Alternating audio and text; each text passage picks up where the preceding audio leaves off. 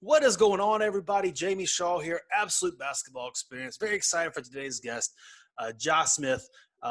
Very, very rapid rising prospect. He's been getting all the big offers and stuff lately. We want to catch up with him. We want to talk with him. We want to pick his brain, go in depth with him about his game, about what he's looking for in the recruiting process, about his goals and what drives him. So very excited about that. Before we jump into it, though, if this is your first time visiting the channel, you want to continue to hear more exclusive interviews with college coaches, exclusive interviews with high-level basketball prospects, with college players, film breakdowns, mixtapes of players and all that type of stuff. If you want to continue to see more of that, please subscribe to this channel. And if you enjoy this video, please go ahead and hit the like button. Go ahead and hit the like button. And if you want to, feel free to share it across your platforms as well. We want Josh's story to get out to as many people as possible. An unbelievable kid, and he has a very bright future as well. But do that after you subscribe and after you like the video. And leave in the comment section below where you think Josh should go. We want to hear from you. Where do you think Josh should go and why? We want to hear that in the comment section below. That's on you. Let us know after you subscribe and like the video. But without further ado, here is Josh Smith on the Absolute Basketball Experience with Jamie Shaw. Thank you guys very much. You're watching Absolute Basketball. What is going on, everybody? It is Jamie Shaw here, Absolute Basketball. Very excited to have on Josh Smith, 2022 prospect on the show with us today. Jai, how you doing? Good, sir. How are you? Man, I'm doing really well. I appreciate you coming on and spending some time with us. It's been a big few weeks for you, so appreciate spending some time. Yes, sir. So we're coming off a pandemic and quarantine, and you've been playing games for the last 3 or 4 weeks. How does it feel to be back playing competitive basketball? Man, I love it, man. It was really, really fun, man, especially after sitting down for a little bit, man. It just made me more hungry, wanting to get out there and work more and think. I had more time to think about what I want to do on the court and how can I change the game and affect it in different ways. And in those 3 or 4 weeks, you've created a ton of buzz about your play and your game and stuff and everything. How do you feel that you've played? I've played pretty good so far. I mean, I've played pretty good. Okay, I think I could do way more better. As in terms, I showcased a lot. I showcased this, but I still want to work and get better and continue to prove what I got. Absolutely. And you mentioned that, you want to continue to improve. We've been in quarantine here for these past 4 months or so since February. So what all parts of your game have you been working on during that time? Well, we have our own gym. We have our own weight room and our own gym facility. So, like, I've been mostly in the weight room working out, and also I've been in the gym also, too, getting up shots, working on my game, working more on footwork than just dunking the ball, just working on my game overall more than that. And then you kind of have a unique new age game to you and everything, with your motor and athleticism and size and stuff. How would you describe your game, and who have you heard that you play like? I hear a lot Anthony Davis. I hear a lot of Ben Simmons and Blake Griffin for sure. The reason why people say that is because, I mean, I'm 6'9", 6'10", 230, 235, and I could push the ball, I could take it up the rim, but almost a 40-inch vertical. So, I mean, and I'm working, I could shoot it too, I could stretch it out. So basically, I like to prove I can really do everything. I want to be one of those top players one day. Sure. Absolutely, I love that.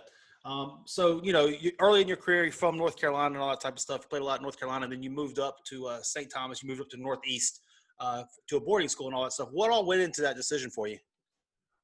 Well, St. Thomas was a pretty good school, a pretty good basketball school. I heard a lot of good things, especially with Drummond and Pascal and all those guys going there, a lot of NBA guys. So it was a pretty good experience while I lasted, but it was kind of, yeah. And then also, too, during your time there, how would you say that you've grown as a player?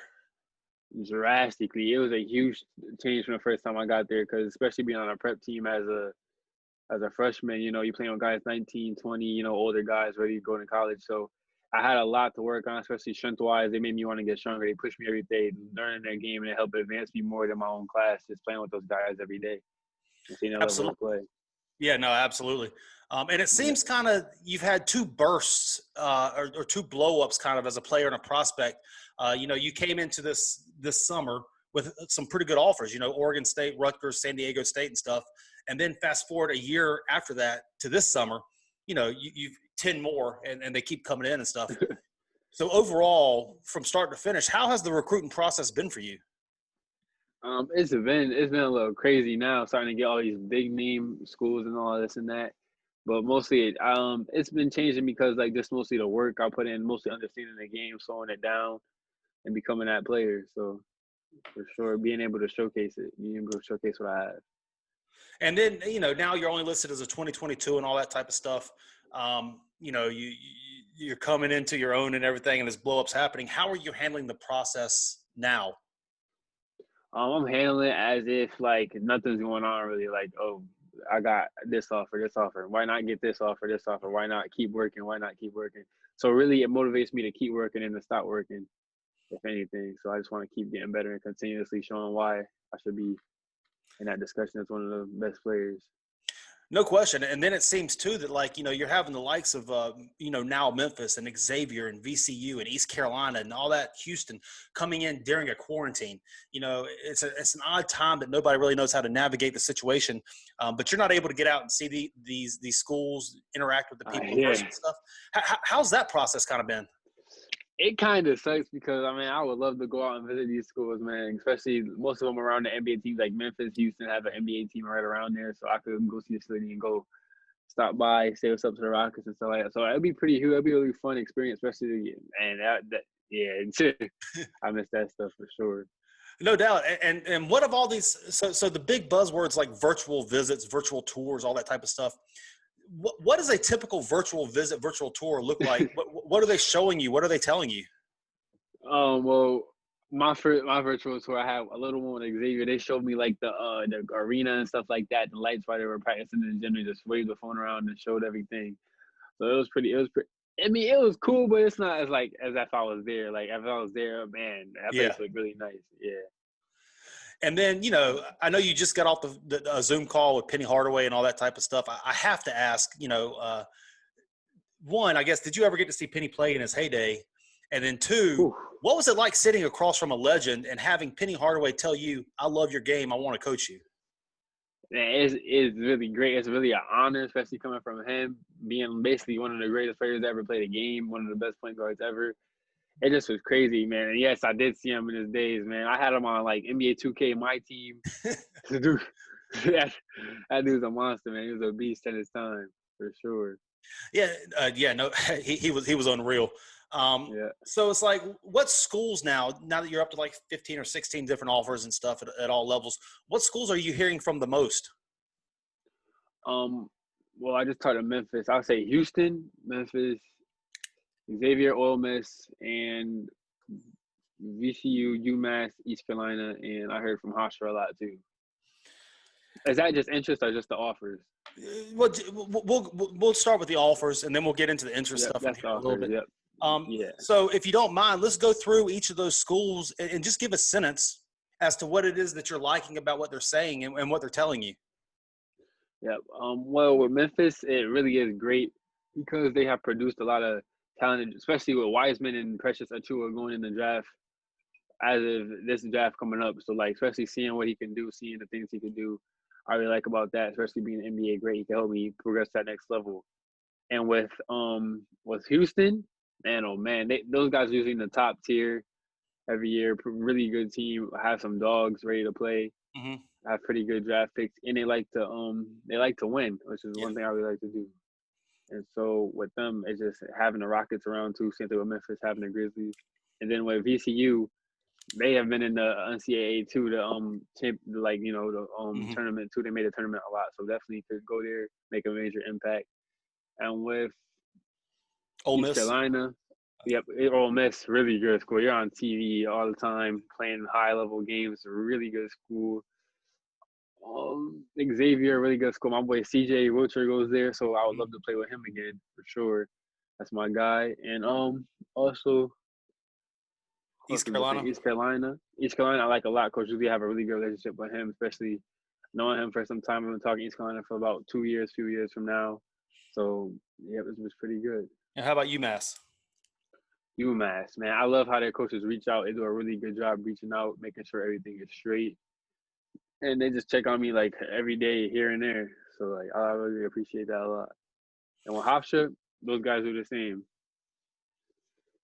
Yeah, absolutely. Now, does proximity kind of matter at all to you when it comes to the overall thing? I know you're from North Carolina, but you know, boarding school up in the Northeast and all that type of stuff. I mean, Yeah. did you grow up a fan of any one particular school, or kind of like just liked everybody?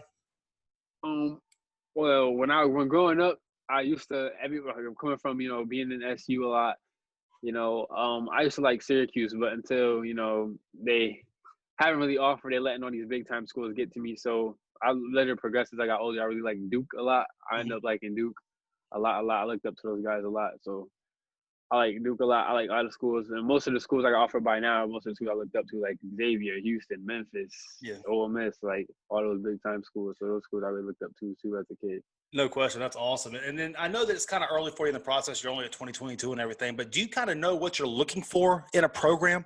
The history, the location, the relationship, the coaching, all that type of stuff. Do you know what Yeah. you're looking for? Yes, I'm looking for a family, pretty much development. Crazy at that. Also, a team that's gonna want to win. We want to go to the championship. We're hungry. We're thirsty. We're some dogs. Also, I know we have previous pros that have been there before that can help me get to that next level. Coaches with experience, with connections that can help me get to that pro level for sure. And then who are some programs that are kind of talking to you who haven't offered yet, but you think are pretty close? I have to say Florida State, Florida Gators, Wake Forest, Georgia Tech, Temple, West Virginia, Virginia Tech, Clemson, Cincinnati, and that's about it. Yeah, so pretty much a who's who. Yeah. That's awesome. So kind of wrapping things up here, we like to do a little rapid fire thing. Ask you a quick question. You give your first answer that comes to your mind and all that type of stuff. Not really about basketball at all. So, Yes, sir. so if you could only keep 3 apps on your phone, which 3 would they be and why? Twitter, Instagram,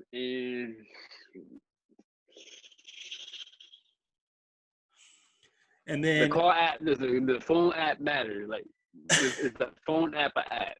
Like the call log, is that an app? No, is that? no, the phone app is just a normal part of the phone. So Okay, so Twitter, Instagram, NBA Live Mobile, why not? I feel you, man. No, that's awesome. Yes, sir. So if you could be a character in any movie, which character would you be? Goku from Dragon Ball Z for sure. That's And also then, my profile pic on Instagram, Goku. love it. Yeah. And if you could kill off any fashion trend that's going right now, which fashion trend would you knock off? Oh, I'm gonna have to go with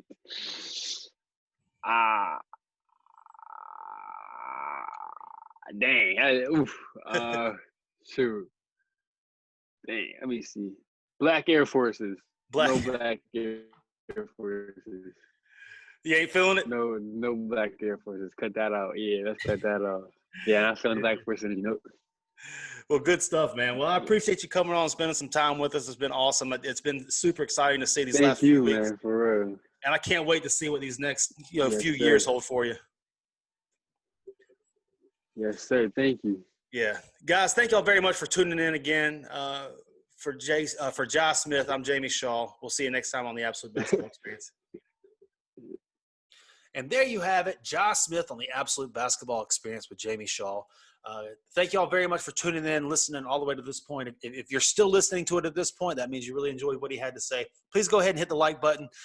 If you also would subscribe to the channel as well, that would be greatly appreciated. Comment below, where do you think Josh should end up at, and who does he remind you of as a player? I mean, he's very unique as a player, being being his size, being his motor, being his almost 40-inch vertical leap, and the way he plays and stuff. Who does he remind you of? How do you think he fits in and all that type of stuff? Love to hear from you in the comments below. But thank you again to Josh Smith, and thank you for tuning in as well on the Absolute Basketball Experience with Jamie Shaw. We'll see you next time.